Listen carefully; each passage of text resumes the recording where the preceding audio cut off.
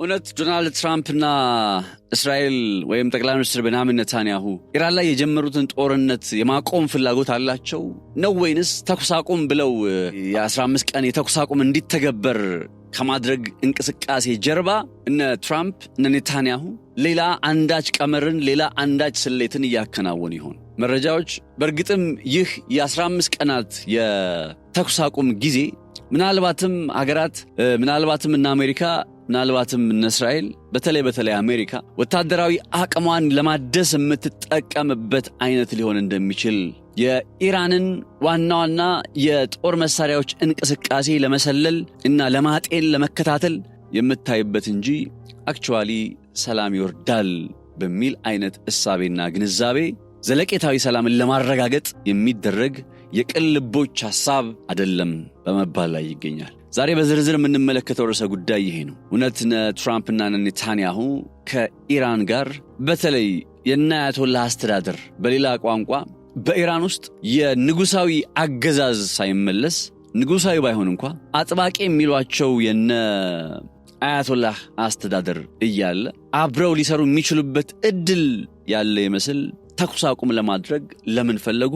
ይህንን ተኩስ አቁም መቼና እንዴት ብሪች አድርገው ሊቀጥሉት ይችላሉ? ያን የሚያሳዩ ምልክቶችስ ምንድናቸው? ተኩስ አቁሙ ኦልሬዲ በመፈረካከስ ላይ በመሰነጣጠቅ ላይ እንደ ጉም በመብነን አይነት ሁኔታ ላይ መኖሩን የሚያሳዩ ጉዳዮችም በግልጽ እየተስተዋሉ ነው። ሰላም ጤና ያስጥልን ክብራትና ክብራን የገበያ ፖድካስት ቤተሰቦች፣ ነጻነት ላቀው ነኝ በገበያ ፖድካስት። ቀደም ብዬ ነገርኳችሁን ርዕሰ ጉዳይ ዛሬ በጥልቀት እንመለከታለን። አብራችሁ እንድትሆኑ በአክብሮት ጋብዛችኋለሁ። ከመለያ ዝግጅት ክፍላችን ጋር በጋራ በመሆን መልካም ቆይታ እንመኝላችኋለን።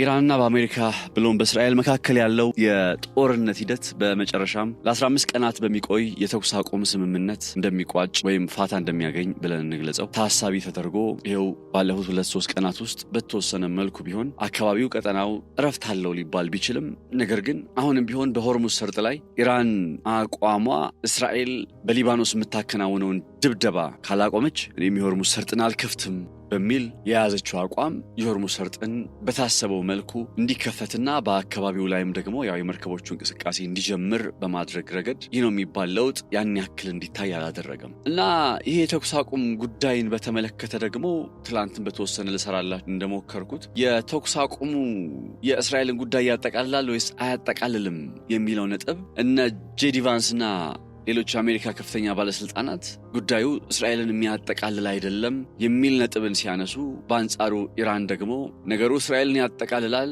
ለዚህ እንደ ምስክር ፓኪስታንንም መጠየቅ ትችላላችሁ በማለት ላይ ትገኛለች። ሁለቱ ሀገራት በእንዲህ አይነት የተራራቀ አቋም ላይ ከመገኘታቸው ባሻገር ግን ኢራንም ሆነ አሜሪካ ለሁሉም ነገር ለሁሉም ሴናሪዮ ዝግጁ ነን በማለት ላይ ይገኛሉ። ለምሳሌ የአሜሪካው ፕሬዝዳንት ዶናልድ ትራምፕ በትዊተር ገጻቸው ላይ ባሰፈሩት አንድ ሀሳብ ላይ ከተናገሩት ነገር መካከል የአሜሪካ ወታደራዊ ኃይል ከአካባቢው ለቆ አይወጣም፣ የአሜሪካ ወታደራዊ ኃይል ሪል የሆነ አግሪመንት በኢራንና በአሜሪካ መካከል እስከሚከናወን ድረስ የአሜሪካ አየር ኃይል፣ የአሜሪካ ባህር ኃይል፣ ሌላም የአሜሪካ ወታደራዊ ክፍል በሙሉ አካባቢውን ለቆ አይወጣም የሚል አይነት አቋማቸውን አንጸባርቀዋል። ይሁን እንጂ በተለይ ኢራን ባቀረበችው 10 ነጥቦችን በሚያጠቃልል ፕሮፖዛል ላይ ከተቀመጡ ጉዳዮች መካከል አንደኛው ይኸው የአሜሪካ ወታደራዊ ኃይል በተለይ ለኢራን ቅርብ ከሆኑ አካባቢዎች ላይ ሙሉ በሙሉ ጓዙን ጠቅልሎ እንዲሄድ ማድረግ የሚለው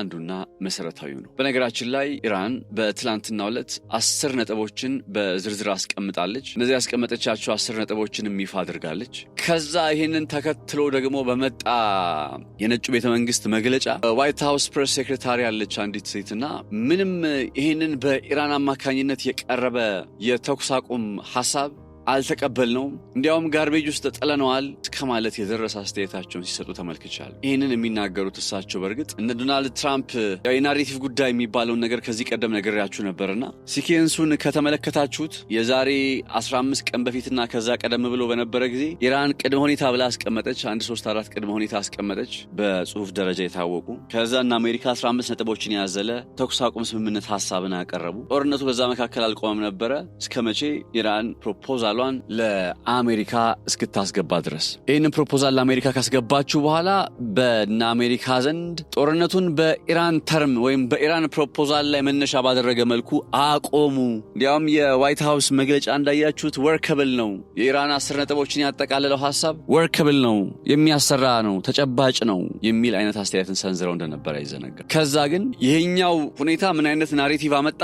በኢራን ቅድመ ሁኔታዎች ላይ አሜሪካ የኢራንን ቅድመ ሁኔታዎች አክብራ እንጂ ራሷን አስከብራ አልመስል አለመሰለኝና ከዛ በማግስቱ ባሉት ቀናት ናሬቲቭ እንዴት ሆነ? አንዳንድ ሚዲያዎች ኢራን ያቀረበችውን ባለ 10 ነጥብ ፕሮፖዛል አሜሪካ እንደተቀበለችና እሱን ተግባራዊ እንደምታደርግ ይገልጻሉ። ነገር ግን ይሄኛው ጉዳይ ሐሰተኛ መረጃ ነው። ገና በድርድር ሂደት ላይ የሁለቱም ሀገራት ወገኖች የዋሽንግተንም የቴህራንም ወገኖች በኢስላማባድ ፓኪስታን ተገናኝተው ነገሩን ይመካከሩበታል፣ ይወያዩበታል። ከዛ በኋላ ነው እውነተኛ ተጨባጭ የሆነ ለውጥ መጣ ማለት የምንችለው ወደሚል አይነት አቋም ውስጥ መጥተዋል። እውነት ለመናገር እና አሜሪካ ባለፈው ተከታታይ ዓመታት በኢራን ላይ ሲያራምዱ ከነበራቸው አቋሞች አንጻር ኢራን ያቀረበችው ባለ 10 ነጥብ ፕሮፖዛል ትላንትና ይፋ እንደማድረጓ መጠን ማለት ነው በይፋ 10 ነጥቦችን 1 2 3 ብላ የዘረዘረቻቸውን 10 ነጥቦችን ትላንት ይፋ እንደማድረጓ መጠን አንደኛው ጉዳይ እነዚህ 10 ነጥቦች ምንድናቸው? እና አሜሪካ መጀመሪያ ወርከብል ናቸው ያሰሩናል ካሉ በኋላ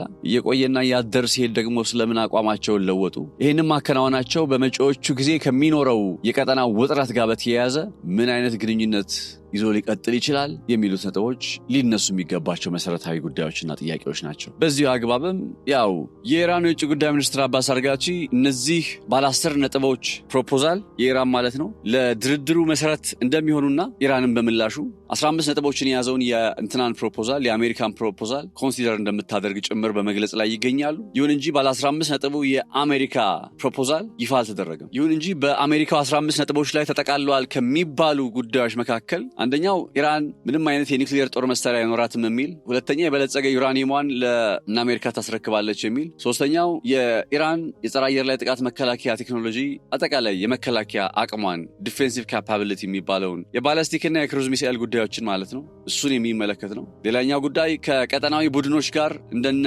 ሄዝቦላህ እንደነ ሃውቲ ከመሳሰሉት ጋር ያላትን አጋርነትና ትብብር እንድታቆም ነው። ሌላኛው ጉዳይ የሆርሙዝ ሰርጥን እንድትከፍት ነው። በእነዚህ ነጥቦች ላይ ታዲያ ተቀምጧል የሚባለው ሌላኛው ጉዳይ ኢራን እስራኤል የመኖር መብት እንዳላት እውቅና እንድትሰጥም ተጠይቃለች ተብሏል። ኢዝራኤል ራይት ቱ ኤግዚስት፣ የእስራኤል የመኖር መብት። ይሄ ነገር በነገራችን ላይ አንዳንዴ ጥያቄ ይፈጥርብኛል። አንድ ሀገር እንደ ሀገር ኤግዚስት የማድረግ መብት አለው የለውም ተብሎ ሲጠየቅ በእንደዚህ ከዚህ ሀሳቦች ጋር ለምሳሌ ኢዝራኤል has the right to exist እንደሚለው አብሮ ፍልስጤም has also had the right to exist ቢባል ጥሩ ነበር። እንወይ በኢራን በኩል የሚቀርበው ጥያቄ ወይም ለኢራን በቀረበው ባለ 15 ነጥቦች ሐሳብ ላይ ተጠቃሏል የሚባለው ሌላኛው ነጥብ ይሄ ጉዳይ ሲሆን እኔን ግርምት የፈጠረብኝ ዋናው ነገር ግን ወትሮም እነ ኢራን እስራኤል የምትባል ሀገር ከምድረገጽ ትጥፋ የሚል አይነት ፕሮፓጋንዳን ሲሰሩ ከመመልከት በዘለል እስራኤል የመኖር መብት የላትም የሚለውን ጉዳይ የማይቀበሉ ሀገራት አይደሉም። እስራኤል የመኖር መብት አላት። ይሄ አንድና ሁለት የሌለው ጉዳይ ነው። አንደኛው የዚህ ጦርነት ማጠንጠኛ ጉዳይም በእስራኤልና በኢራን መካከል ያለው ጉዳይ ስለሆነ በእስራኤልና በኢራን መካከል ያለው ጉዳይ እንደምታውቁት ከጊዜ ጋር አብሮ እየተለዋወጠ የመጣ እንጂ እንደው ዘላለማዊ እንዳልሆነ እንድታውቁ ያስፈልጋል። እስራኤልና አሜሪካ ከ1953 እስከ 1979 በነበሩት ዓመታት ውስጥ በፍቅር ክንፍ ያሉ ሀገራት እንደነበሩ አንዘነጋም። የኢራን ነዳጅ በቴል አቪቭ ተጣርቶ ወደ አውሮፓ ወደ ለንደን ይገባ እንደነበረም ጭምር አንረሳም። እነዛ ጊዜያት ሻህ የተባለ የሚጠራው ንጉሳዊ አስተዳደር ኢራንን ያስተዳድር በነበረበት ጊዜ ዶክተር ሙሳዲቅ ላይ መፈንቅለ መንግስት በ1953 ላይ ተከናውኖ የንጉሳዊ አስተዳደሩ ከተመለሰ በኋላ እስከ 1979 ባለው ጊዜ ውስጥ እስራኤልና ኢራን ጠንካራ የሚባል አጋርነት የነበራቸው ሀገራት ናቸው። ያውም በጊዜው ሎንግ ቢፎር ዱባይ አይደለም የሚባለው እነ ዱባይ ከመምጣታቸው በፊት የመካከለኛው ምስራቅ ዱባይ የምትባለው ሀገር ቴህራን ኢራን ነበረች። እንደምታውቁትም ለእስራኤል እውቅና በመስጠት ረገድ ቀዳሚ ከሚባሉት የእስልምና እምነት ይከተላሉ ከሚባሉ ሀገራት መካከል እንዲሁ በተመሳሳይ ኢራን አንዷ ናት።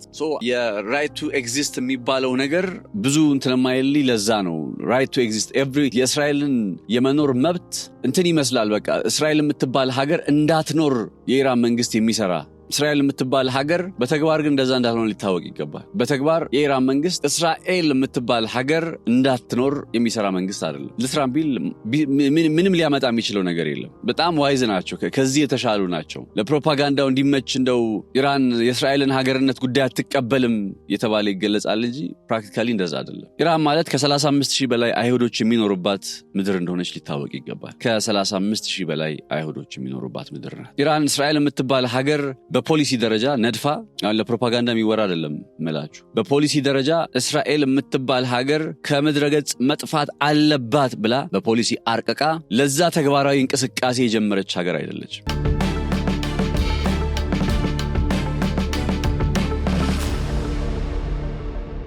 እስራኤል በተጨባጭ ቤጊን ዶክትሪን የሚባለው አለ አይደል? ቤጊን ዶክትሪን ማለት መናሃን ቤጊን በ1980ዎቹ እንደ አውሮፓውያኑ አቆጣጠር ወደ ትግበራ ያመጡት አንድ ጉዳይ አለና የእስራኤል የኒውክሌር አንኦፊሻል የሆነ ዶክትሪን ያልተጻፈ ህገ መንግስት በሉትና የትኛውም የአረብ ዓለም ሀገር እንዲሁም በተጨማሪ ኢራን የምትባለውን ጨምሮ ማለት ነው። ያው ኢራን የአረብ ሀገር እንዳልሆነች ይታወቃል። በእስራኤል አቅራቢያ ያለ ሀገር ብለን እንግለጸው።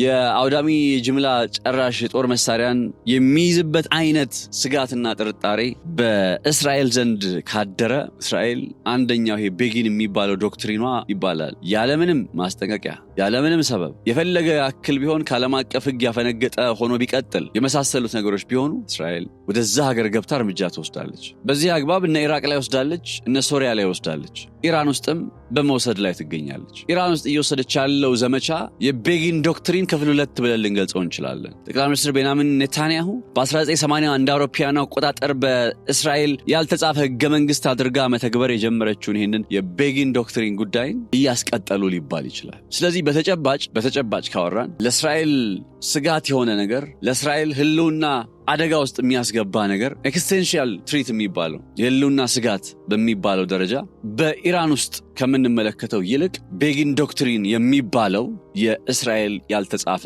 ህገ መንግስት ለኢራን እንደ ህልውና አደጋ ተደርጎ ሊቆጠር ይችላል። ስለዚህ ሌብል ሲደረግ አሁን በድርድር ወይም 15 ነጥቦችን በሚያጠቃልል ሂደቱ ላይ ግን ሌብል የተደረገው ጉዳይ እስራኤል የመኖር መብት አላት የሚለውን ነገር እንድትቀበል የሚል አይነት ሐሳብ መጠቃለሉ ወትሮም አልቀበልም ብላ አታውቅም ነበረ ነው ጥያቄው። ለምን በእነዛ 15 ነጥቦች ላይ በይፋ አልወጣም እንዳልኳችሁ የ15ቱ ነጥብ የሚባል የነ ትራምፕ እንትን ነገር ግን CNN ላይ የወጣው መረጃ እንደሚያሳየው ቀደም ብዬ ያልኳችሁን የባላስቲክ ሚሳኤሎችን የኒውክሌር ጦር መሳሪያውን የሆርሙዝ ሰርጥ መክፈትን የመሳሰሉት ጉዳዮችን እንዳለ ሆኖ እስራኤል የምትባለው ሀገር የመኖር መብት እንዳላት እስራኤል እኔ መብት የሚባለው ነገር ራሱ ማለት ኦፍ ኮርስ እስራኤል has the right to exist የመጀመሪያው ነገር የሚካድ ነገር አይደለም።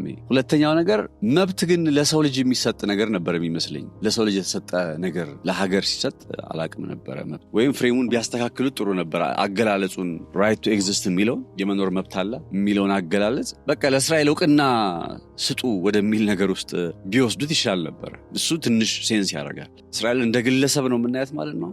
ከዛ ሌላኛው ይሄኛው አገላለጽ ሲመጣ ሁሌ አብሮ ቢመጣ ብዬ የማስበው አገላለጽ እስራኤል had the right to exist እንደሚባል at the same time ፍልስጤም had the right to exist የሚለው ጉዳይም አብሮ ቢመጣ አብሮ ቢነሳ ደስ ባለኝ ነበር። እና ኢራንም ምን ብታቀርብ ደስ ይለኛል። አሁን አሜሪካ እስራኤል had the right to exist የሚል ነገር እንግዲህ በ15 ነጥቦች ላይ አጠቃላ ከሆነ ኢራንም ፓለስቲን had the right to exist የሚለውን ነገር ብታስገባ ደስ ይለኝ ነበር። ይሄኛው ነጥብ አከራካሪ ያልሆነ ነገር ግን ሁሌ ወደ ክርክር ሜዳ ላይ መሄድ የሚፈለግ አይነት ነጥብ ነው። እውነት የሆነ ሊካድ የማይችል ነገር እንዳልኳችሁ ነው። ፍልስጤም የመኖር መብት አላት ወይም ፍልስጤም እነ እስራኤል እውቅና መስጠት በሚለው ይሻለኛል። እኔ መግለጽ ከተገለጸ እውቅና መስጠት በሚለው ይሻላል። እውቅና እስራኤል ሰታ ድንበሯን ብታከብር በጣም ብዙ የዛ አካባቢ ችግሮች የሚፈቱበት እድል ከፍተኛ ነበር።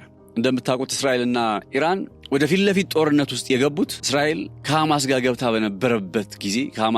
በነበረበት ጦርነት ጊዜ አንደኛው ያጠቃችው ቦታ የመጀመሪያ ያጠቃችው በሶሪያ ውስጥ የሚገኝ የኢራን ቆንጽላ ጽሕፈት ቤት አጠቃች። That's how it all started by the way። የጦር መሳሪያ መተኳኮስ በታሪካቸው ለመጀመሪያ ጊዜ የየሀገራቱን የአየር ላይ ክልል አልፈው መተኳኮስ የጀመሩት በዛ ጦርነት ወቅት እስራኤል አፈነዳች ያንን የኢራን ቆንጽላ ጽሕፈት ቤት ሶሪያ ውስጥ የሚገኘው። That's how it all started። ያው ባይሆን ኖሮ ብሎን መቼም ሎጂክ ማንሳት ስለማይመጣው እንደ ወደ ኋላ ተመልሰን በዛ መልኩ አንገልጸውም እንጂ ብዙ የዛ ቀጠና ችግሮች እስራኤልና ፍልስጤም ሰላም ቢሆኑ የሚፈቱ አይነት የሚመስሉ ናቸው። እንዲያም these days አንዱ እያሰብኩት ያለው ነገር ይሄኛ ጉዳይ ነው። የእስራኤልና ፍልስጤም ማለት የነሱ ጉዳይ በሰላማዊ መንገድ ሊያልቅ የሚችልበት መንገድ ቢፈጠር ብዙ የዛ ቀጠና ችግሮች አብረው አንደኛው በኢራንና በእስራኤል መካከል ያለው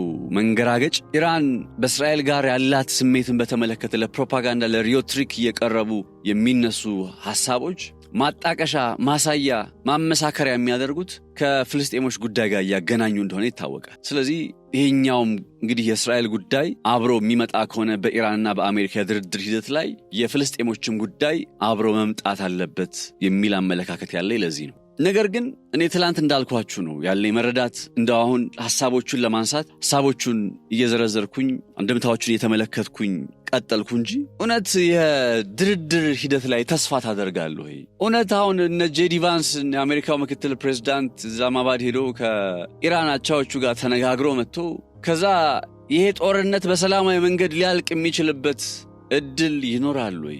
እንደዛ አይነት ጥያቄ ብትጠይቁኝ አይመስለኝም። በጣም አዝናለሁ። ምክንያቱም እነዚህ ሁለቱ ሀገራት እስራኤልና አሜሪካ ኢራንን በተመለከተ ማሳካት የፈለጉትን ጉዳይ አላሳኩም። ገና በዋናነት የአገዛዝ ለውጥ ያን ያላሳኩትን ጉዳይ እስኪያሳኩ ድረስ እንቅልፍ የሚወስዳቸው አይሆንም። ምናልባት በተወሰነ መልኩ ፋታ መምጣቱ ተኩስ አቁም መደረጉ የመሳሰሉት ጉዳዮች ኢቭን እኮ ተኩስ አቁም ተደርጎ የሆርሙዝ ሰርጥ በአግባቡ መቼ ተከፈተ? የሆርሙዝ ሰርጥ በትክክለኛው መንገድ መቼ ተከፈተ? ሌላም ማሳያዎችን ማቅረብ ይቻላል። ተጨባጭ የሆነ ለውጥ የሚያመጣ አሜሪካ ለምሳሌ ከአካባቢው ላይ ጦሬን አላወጣም ብላለች። የዋይት ሃውስ ፕሬስ ሴክሬታሪዋ በሰጠችው ጋዜጣዊ መግለጫ ላይ የመጣ 10 ነጥብ ተጠቅልሎ ቆሻሻ መጣያ ውስጥ ወድቋል ትላለች። ከዛ ፎክስ ኒውስ ላይ የሚቀርቡ ተንታኞች ተኩስ አቁም ማለት ጦርነትን ማቆም ማለት አይደለም እያሉ ነው። የተስማሙት ተኩሱን ለማቆም እንጂ ጦርነቱን ለማቆም አይደለም የሚል ድምጾች የተሰሙ ነው። ይህ ጦርነት ይቆማል ወይስ ይቀጥላል የሚል ጥያቄ ብናነሳ ሊቀጥል የሚችልበት በርካታ ምክንያት ነው ጠንከር ብሎ የሚስተዋለው። የእስራኤል ጉዳይ ነው እንደምታውቁት ነው። አሁን ሰማው እስራኤሎች እንደው በተወሰነ መልኩ ከነ ዶናልድ ትራምፕ ጋር የተስማሙ የመሰሉት ባይዘወይ ባለፉት ጊዜ ዶናልድ ትራምፕን ጎትጉተው እዚህ ጦርነት ውስጥ ያስገቡት ጠቅላይ ሚኒስትር ቤንያሚን ኔታንያሁ ናቸው የሚል አይነት ውንጀላ በጣም በበርካታ ሚዲያዎች ላይ ሲቀርብ እሱን ማሳያ የሆኑ ጉዳዮችንም ደግሞ እያነሳን በዚህ የገበያ ፖድካስት ትንታኔያችን ላይ ስናቀርብ እንደነበር አይዘነጋም። ኔታንያሁ እንዴት ዶናልድ ትራምፕን ወደዚህ ጦርነት ስባ አስገቡት በሚለው ላይ እና አሁን እነ ዶናልድ ትራምፕ ተኩስ አቁም የማከናወን አይነት ሂደት ውስጥ ሲገቡ እነ ኔታንያሁ አይታችሁ ከሆነ መተው እንኳን ደስ አላችሁ አሉና ወይም የነ ዶናልድ ትራምፕን ሐሳብ እንደሚቀበሉ ገለጹና ከዛ በጀርባ ሄደው ግን በሊባኖስ ላይ በጣም ከባባድ ወታደራዊ ጥቃቶችን መሰንዘራቸውን ቀጥለዋል። ከዛ ኢሚዲየትሊ አሜሪካዎቹ ምን አሉ? እስራኤል እንደማታቆም ሲገባቸው በስምምነቱ ላይ የሊባኖስ ጉዳይ አልተጠቃለለም። ምን ማለት ነው? እነ ዶናልድ ትራምፕ በሚያቀርቡት 15 ነጥብ በሚያጠቃለል ፕሮፖዛል ላይ ለእስራኤል ሀገርነት መብት እንዳላት ኢራን እውቅና ትላለች። እነ ኢራን እኮ በሌላ ቋንቋ የሚጠይቁት እነ ሊባኖስ ሀገር መሆናቸው እውቅና ይሰጥ እኮ ነው። አንዲት ሉዓላዊ ሀገር በሌላ ሉዓላዊ ሀገር አትወረር፣ ድንበሯ አይነጠቅ። ፍልስጤምን በተመለከተ ለምሳሌ የፍልስጤም ድንበር ዲፋይንድ የሆነ ድንበር አይደለም። የተባበሩት መንግስታት ድርጅት የሚስማማበት በ1966 በፊት የነበረው የድንበር ነባሪያ ሁኔታ እንዳለ ይታወቃል። እስራኤል ግን ተቀብላም በዛ የድንበር መርህ ውስጥም ኖራም አታውቅም። ገና ዌስት ባንክን በዚህ ዓመት ይጠቀልላሉ። ከዛ ጁዲያና ሰማሪያ ብለው ማለት ነው። እንዲህ ያለ እንግዲህ በቅዱስ መጽሐፍ ላይ የምናውቃቸው አካባቢዎች ላይ የተጠቀሱት ሁሉ እየሰፋ ይመጣል። ከዛ ከናይል ወይም ከአባይ ተፋሰስ ጀምሮ እስከ ኤፍራጥስ ድረስ ይደርሳል። ስለዚህ እንደ በመርህ ደረጃ እስራኤል ድንበርሽ የት ነው ብትባል ድንበርሽ የት ነው አሁን በቃ ድንበር የምትየቱ ነው እስኪ እስራኤል ተብሎ ቢጠየቅ እስራኤል የኔ ድንበር ብላ የምትገልጸውን ገና ዲፋይን አድርጋ የጨረሰች አይመስልም። በመስራት ላይ ነች። ድንበሯን ገና በመስራት ላይ ያለች ሀገር ነች። ኢምፓየር በሏት በሌላ ቋንቋ ኢምፓየር ስቴት እየሆነች ነው። እና በሊባኖስ ውስጥ ያለው ጦርነት ይቆም እስራኤል እንደምታዩት ነው። በሊባኖስ ውስጥ ጦርነቱን ማቆም አትፈልግም። ይሄን ጉዳይ ደግሞ ኢራን የሆርሙዝ ሰርጥን በመዝጋት ብቻ የምትመለከተው አይሆንም። ያጸፋ ምላሽ ብላ ሂዝቦላ እየተቀጠቀጠ መቼም በዝምታ ስለማታይ ኢራን እየተቀጠቀጠች ሂዝቦላ በዝምታ ሳያደለ የተቀላቀለው እሷም ውለታዋን ለመመለስ ከእስራኤል ጋር ወደ ግጭት ውስጥ ይገባሉ። ከእስራኤል ጋር ወደ ግጭት ውስጥ ሲገቡ አሜሪካ ደግሞ እስራኤል ተነካች ማለት አይኑ እንደተነካች ይቆጠራል። ይዞርና ወደ ማን ይተኩሳል? ወደ ኢራን። የተኩስ አቁም ያደረጉት ታዲያ ምንድነው? የተኩስ አቁም ለምን ያስመስላሉ? የእውነት ተጨባጭ ወደሆነ ዘለቄታዊ ሰላም ወደሚረጋገጥበት አይነት ሁኔታ ውስጥ ለመሄድ የሚያከናውኑት ጥረት ነው ወይንስ ከጀርባ ሌላ ጉዳይ አለ? እኔ እንግዲህ ለጉዳዩ ባለኝ ቅርበት እና ካነበብኳቸው ከተከታተልኳቸው የዜና የፕሮግራም የዶክመንተሪ መጽሐፍት እንደዚህ አይነት ነገሮች አንጻር ይህ ጦርነት አሸናፊ መለየት ያለበት አይነት ጦርነት ነው ብለው ነው የሚያስቡትና አሜሪካ ኢራን ኮኤግዚስት አድርጎ አብሮ ለመኖር ችግር የለባትም በኢራን በኩል። በእና አሜሪካ በኩል ግን እነሱ በሚፈልጉት መስመርና ቦይ ካልሆነ በቀር ከኢራን አስተዳደር ጋር አብሮ ለመኖር ፈቃደኛ ዝግጁ አይደሉም።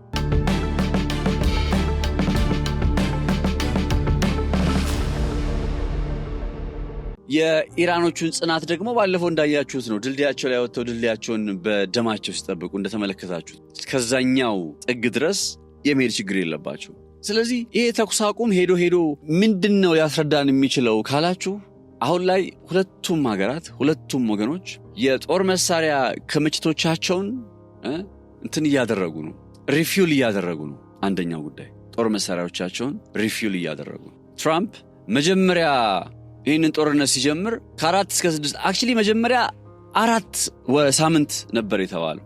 ከዛ ከ4 እስከ 6 ሳምንት ተባለ።